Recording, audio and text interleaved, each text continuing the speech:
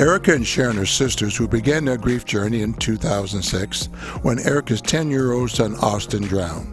Together, they participated in a grief education program, were so moved by this experience, they studied and became specialists so they could help the brokenhearted find recovery.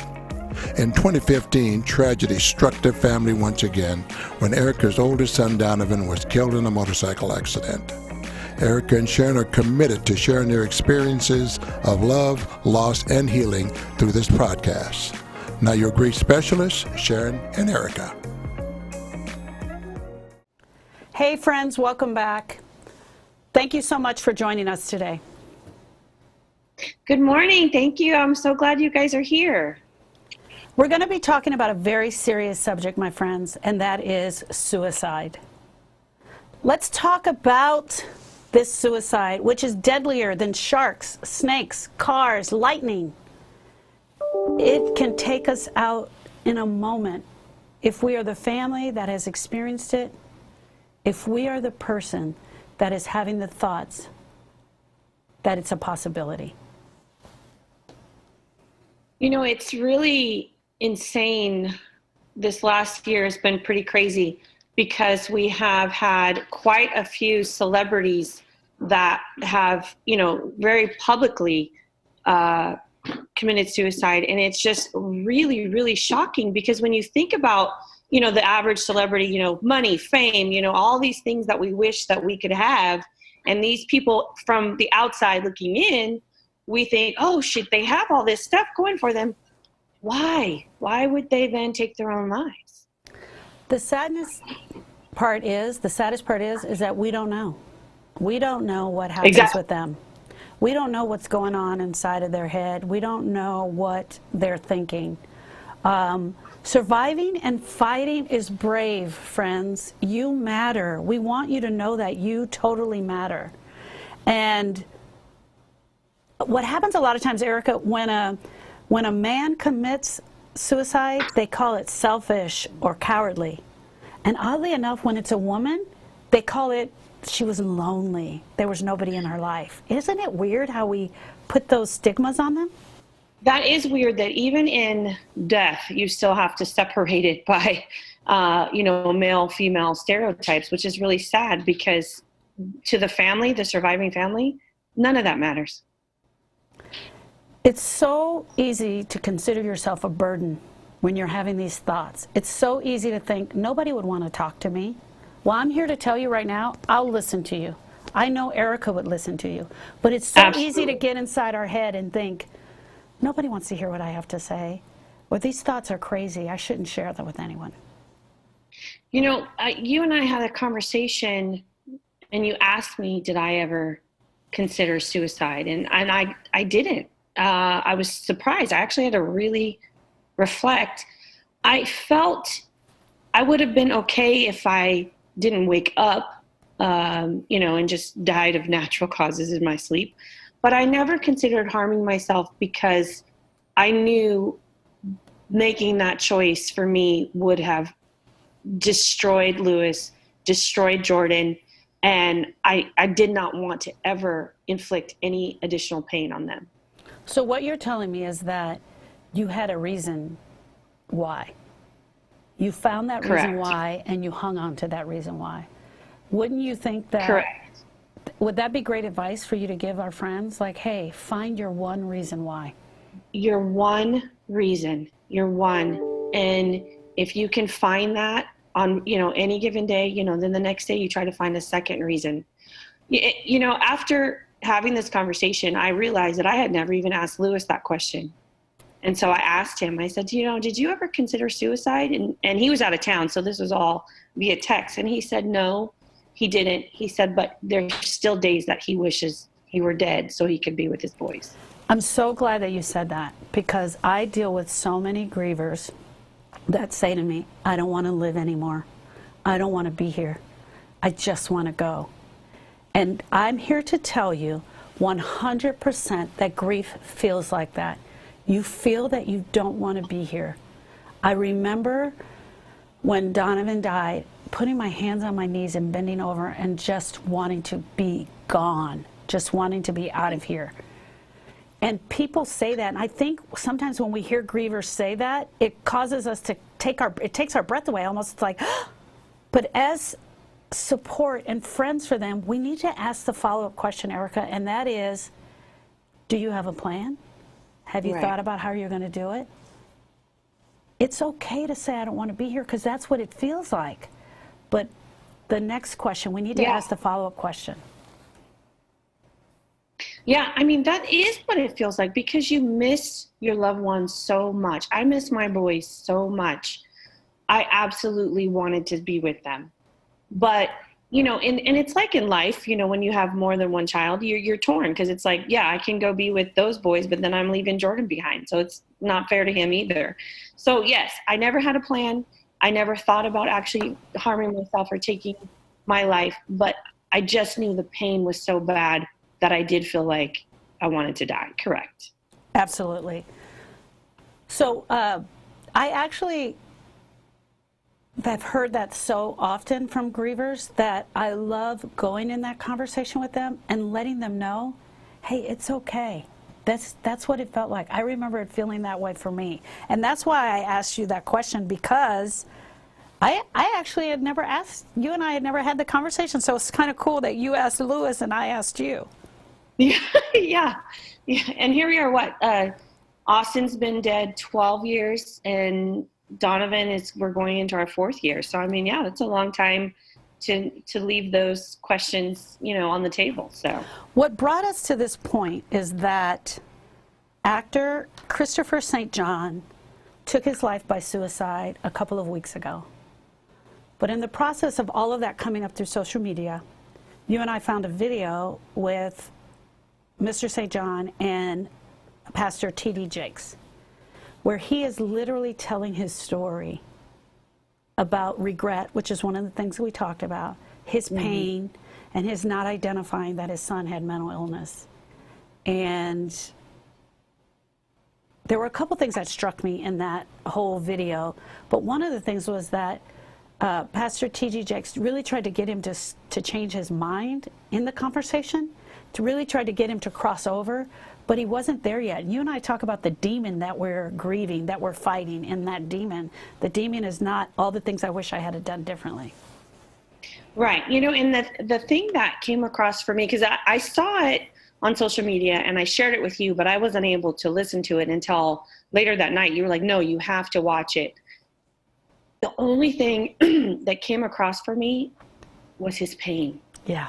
I could see it in his face. Yeah. I could hear it in his words. Like, it actually, when I called you back after, but you were with a client and we were not able to speak about it that night, but I cried. I cried, and I cried for the first time in a long time over, you know, my losses, because I haven't seen such pain in someone in a long time. Yeah. And over the loss of a child. I do work with people where I do see the pain, but over the loss of a child. So I immediately connected with him, and I could just see how bad he felt over the things that he felt he did wrong as a parent, and not identifying the mental illness early enough, or not taking enough steps to help his son. You know, there's like a helplessness in him. And I just really, really felt bad for him. And I was looking at his face as well, Erica, and the thing that I got, yes, 100% was the pain.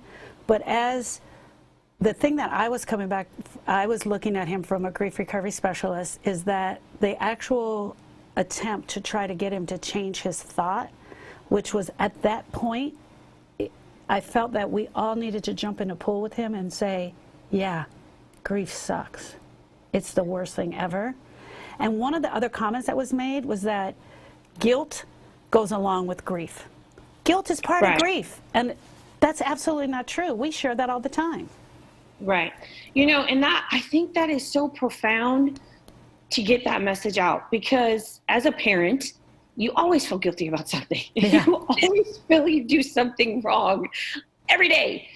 So it's important to say to parents, you didn't intend to harm your child. I am sure you could see the love he had for his son who took his life. He did not intend to make him feel bad or to make him feel like he didn't understand what he was struggling with his mental illness. He probably just didn't have the tools or the words to communicate, son, I love you, I'm here for you, or whatever his son might have needed. And he was beating himself up about that. And that happens every day. So he did not intend to harm his son. I think if someone would have said that to him, it would have been that relief he might have needed to let himself off the hook for some things. My heart really goes out to everyone that was sitting on that stage that day. His wife was sitting next to him. Pastor T.D. Jakes really, really trying to get it through to him and falling short with the words. You know, just realizing that every time I throw something out there, it's not landing. That my heart just breaks for all of them that were on that stage that moment. And yes, his total pain and brokenness of he couldn't find a way out. That is what is so devastating. It is, because now, in addition to the woman who lost her son to suicide, she has now lost him, and that he felt that was his only option. Because I believe, I don't know a lot.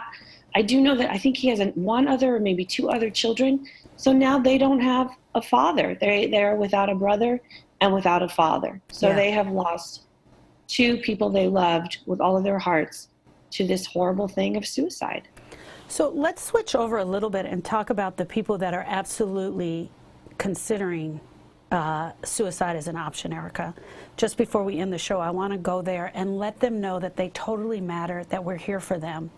And depression is smaller than them.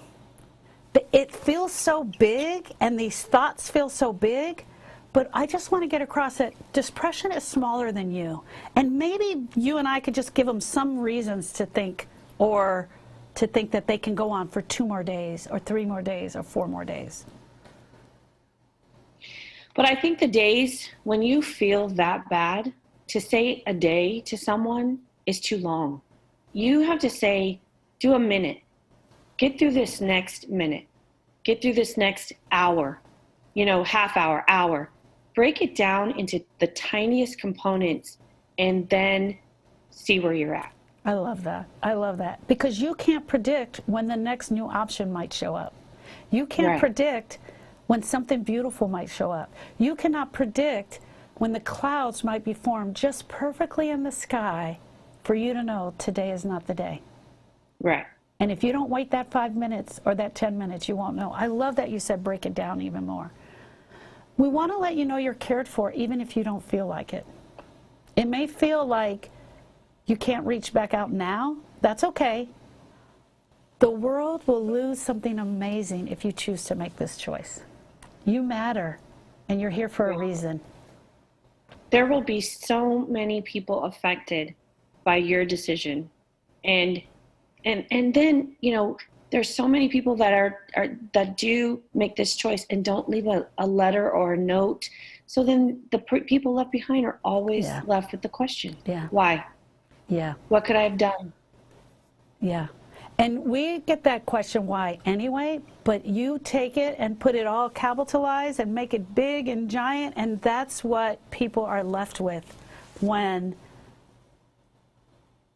you leave without a note and when you leave, period. You are never, never, never, never alone. There will be someone here. Look for the next person who smiles at you. There will be someone here. Yeah, definitely. There'll be a day when you will experience joy that will match the pain that you're feeling if you just push through a little bit more. Sometimes it might be, on the days that it's really dark and really heavy. I'm a movie buff. I love movies. Put on your comfort movie. Put on your comfort socks. Put on anything that gives you the slightest bit of comfort. I also have I call it a feel-good blanket. I know this probably sounds really idiotic to someone, but it's sometimes the tiny little things that you can rely on. If you feel like you can't rely on people out in the world, it's the tiniest little thing in your immediate area that you need to gravitate to. There are books out there you haven't read. There's films you haven't watched. There's comfort blankets that you haven't bought yet. There's large buckets of popcorn that you haven't eaten. There's one more dance that you need to make. There's another laugh still stuck inside of you. I think life always provides reasons not to die. And if you can't find one, Erica and I are here to tell you, you can call us and we will help you find one. You can find us at healingstartswiththeheart.com. And I also want to give you the National Suicide Prevention Lifeline number. That's 1-800-273-8255. 1-800-273-8255. We are here for you. Absolutely, without a doubt, we are here for you. There's a reason to live. Thank you. Bye, friends.